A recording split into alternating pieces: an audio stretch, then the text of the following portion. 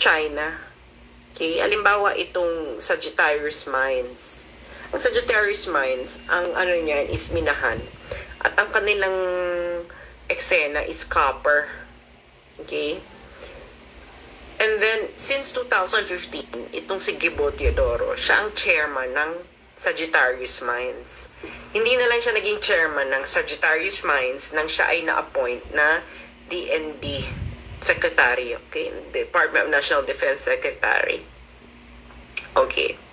So, DND Secretary siya, pero before that, siya ang chairman ng Sagittarius Mine. Alam nyo ba kung sino ang #1 export destination ng copper ng Pilipinas? It is China. So, every year, billion yan in dollars ang worth ng export natin sa China.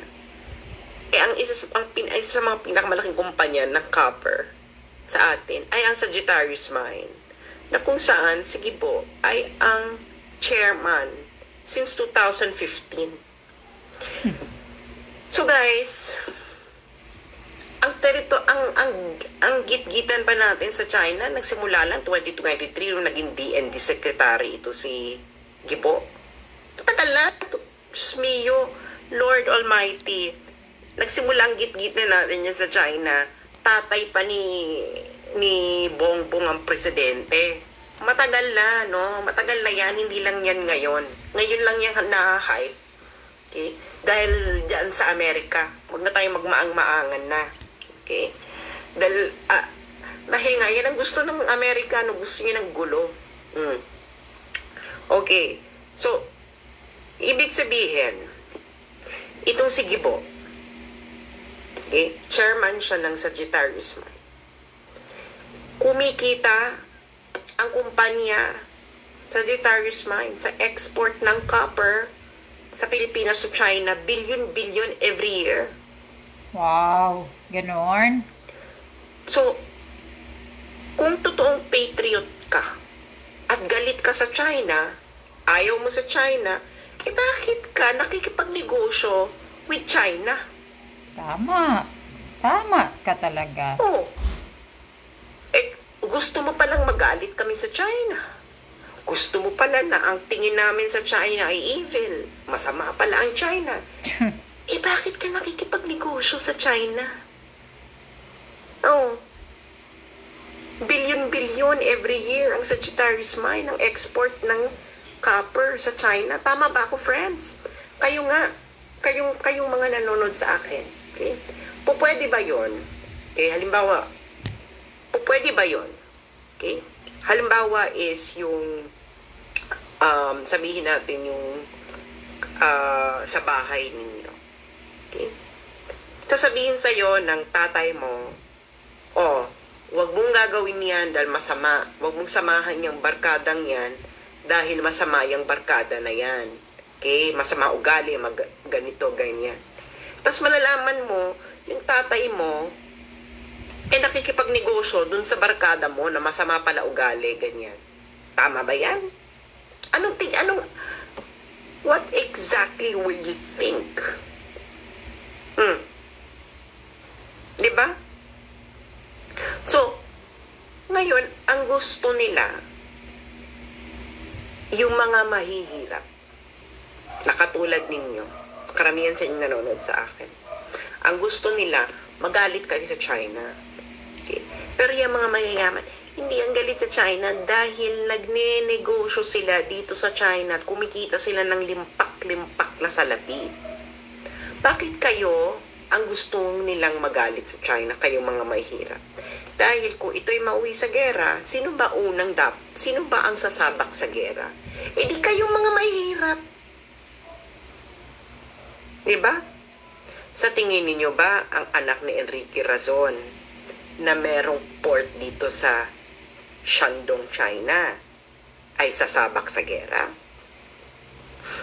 Sa tingin niyo ba yung mga anak at apo ni Ayala, pag nagkagera ang China at Pilipinas, sa tingin niyo ba yung mga anak ni Ayala ay isasabak sa gera? Kaya nga, tama.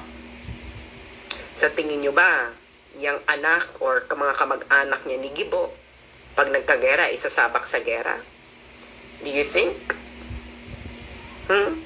Magprangkahan tayo. No. No? Kasi, sila ay kumikita nga. No? Kumikita sila dito sa China. Ngayon, meron din ba silang kita diyan sa galit-galitan sa China? Yes, of course.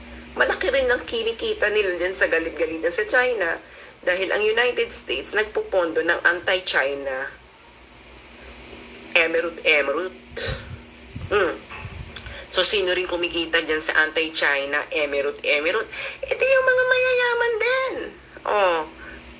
Alam ba yung Vera Files, ha? Bibigyan ko na example. Yung Vera Files, yung Philippine Center for Investigative Journalism, yung PCIJ. Ano pa, yung Rappler. Tumatanggap sila ng salapi mula sa National Endowment for Democracy. Okay? Para ipalaganap ang gustong point of view ng Amerika. Yung National Endowment for Democracy, NED. Kilala yan sa buong mundo na CIA yan. Okay? So, naalala nyo ng panahon ni Digong, diba? Ang daming, yung Vera Files, yung PCIJ, Philippine Center for Investigative Journalism, yung Rappler, ang ingay-ingay kay Digong, diba? Dahil nga si Digong ay hindi siya ganun ka chummy-chummy sa United States. O anong ginawa nila? Diba siniraan na nila ng siniraan? Si Digong, ito rin, Vera Files, PCIJ, Rappler, at iba pa. Alam niyo ba kung magkano binibigay sa kanila ng Amerika noong panahon na yon? Ha? Yung PCIJ, just for 3 years, wala na kasing publicly available information eh. Hanggang 2021 lang yung available. Just for 3 years, 20 million. 20 million. Isa lang yun, ha? 20 million. Sige nga. So, yung mga mayayaman, kumikita na sa I Hate China, kumikita rin sila dahil nga nagdenegosyo sila dito sa China. So, ikaw na mahirap, where are you in that equation? You're nothing. You are nothing. They don't care about you. Okay? They only care about the money that they will earn. Laipak yan si Gibo. Diyos ko, tigilan mo ko Gibo. Isa kang kuwangko. Kuwangko ka pala, Gibo. Sige nga. Ngayon, bibigyan ko kayo ng sikreto.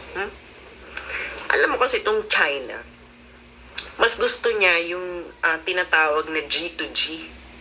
Okay, G2G, ibig sabihin government-to-government cooperation. Okay? Meron na yung example dati noong panahon ni Gloria, yung JSMU. Yung JSMU, tripartite, ibig sabihin cooperation ng 3 bansa. Vietnam, China, at Pilipinas. At ang mga involved lang doon sa cooperation na yon, ano pa lang yan exploration pa lang yun ng oil ay mga state-owned enterprises. Okay? State-owned. Ngayon dahil kung state-owned, kung ano man yung mamina dyan, okay, dyan sa nalangis, sa disputed areas, ang kita niyan diretso sa kaban ng bayan. Nagets ninyo? Diretso sa kaban ng bayan. Ngayon, itong mga hinayupak na mayayaman ito, ayaw. Itong mga hinayupak na mayayaman na to, di ba may-ari rin sila ng media? So, siraan nila ng sisiraan yan. So, ngayon, sila ngayon yung nakaposisyon yan. Tapos, ginagamit nila yung atuchuchu, 60-40. Narinig niyo yung 60-40. Ang sabi nila, 60 sa Pilipinas, 40 pwede sa foreigner. Pero isang malaking katarantaduhan yan. Okay? 60% sa oligarko. 40% o kung sino man diyang partner. Okay? Sa tingin niyo ba, yung mga mahihirap kikita doon? No. Kasi yung mga oligarko, magbabayad lang yan ng tax sa gobyerno. para magkaroon tayo ng kita, ang gobyerno, ang taong bayan. Eh, yung mga oligarko na yan, ang ginagawa nila, okay, yung pera nila, dinadala nila sa ibang bansa. Okay? Meron sila mga tinatawag na shell company sa ibang bansa, doon napupunta yung profit. Gets ninyo? Grabe pala, ha? Ganun pala ang cycle. 60-40 at chuchu. Pero, totoo niyan, ang gusto makinabang yan sa 60-40 ay yung mga oligarko. Gets ninyo? So, yung pinagkaiba nun. So, wala namang pakialam, no? Walang pakialam ang China, whatever is the decision of the government, go sila. Pero mas prefer niya yung G to G, no? Kasi nga socialist country, mas gusto nila direkta sa tao yung benefit. Kita mo ngayon, lahat ng pakikinabangan ng simpleng mamamayan na project, cooperation project with China, lahat nakakancel. Eh bakit hindi nakakancel yung mga business deals ng mga oligarko sa China? Diba? Naitanong nyo na ba yan sa sarili ninyo? Na, bakit itong mga development projects natin with China nakakancel, pero yung mga business deals ng mga oligarko sa China ay hindi nakakancel. Patuloy pa nga eh. So sa makatiwid, kayo na mga mahihirap, para sa inyo lang yung I hate China. Hindi yan para sa mayayaman. Kasi yung sa mga mayayaman, make profit in China ang kanilang motto. Oh. Wala silang pakialam sa inyo, magalit. Kaya lang nila gusto kayong magalit kasi kumikita rin sila sa Amerika. Oh. Sige nga. So, kung patuloy yung gera, sinong unang isasabak sa gera? Anak ba ng mga mayayaman o anak ninyong mahihirap? Oh. May nagtanong sa akin, kung magkagera, willing daw ako lumaban for the Philippines. Una-una, war is a product of the failure of thinking. Okay? Hindi ako makikipaglaban sa isang gera na ang naging cause ay katangahan. Dahil hindi naman ako tanga. May utak ako. Ngayon, kung may utak ka, dapat malaman mo na kayo nagkagera kasi yung mga nagdidesisyon, gumawa sila ng mga maling desisyon kaya nagkagera. So, bakit mo isasabak yung sarili mo, ba't mo iaalay ang buhay mo sa isang desisyon ng isang tanga? Correct din, ha? Wala bang halaga yung buhay mo? So, kung totoo yung mga I hate China ng mga nito nila Jonathan Malaya, nila Gibo Teodoro at kung sino ba, dapat simulan ninyo sa mga bilyonaryo. 'Di ba? Bakit yung mga maliliit na tao yung tinatarget ninyo? Dapat simulan nyo kina Razon. Simulan nyo kina Henry C. na marami ditong malls ng SM. Dapat simulan ninyo kay Ayala. Simulan nyo kay Aboitiz. Silang kumikita dito sa China. Dapat kayong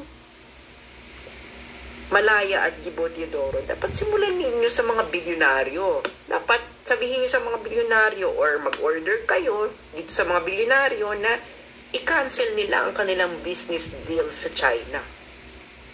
Correct. Diba? Yan ang totoo. Okay? They want you to hate China while at the same time they are making money in China. Nice. So, gaguhan, di ba? Correct. Ngayon, bahala ka na sa buhay mo kung magpapagago ka pa sa mga to. Di ba? Pero remember, ikaw ang isasabak nila sa gera at hindi ang kanilang mga anak pag nagkagulo. Yun lang. Isipin mo yan. Okay. Yan. Yan ang pasabog ni Sasrogando sa salitang hate China for the poor. Yan. Sinasabi kasi ito ni Chudoro Gibo. O, ano Gibo?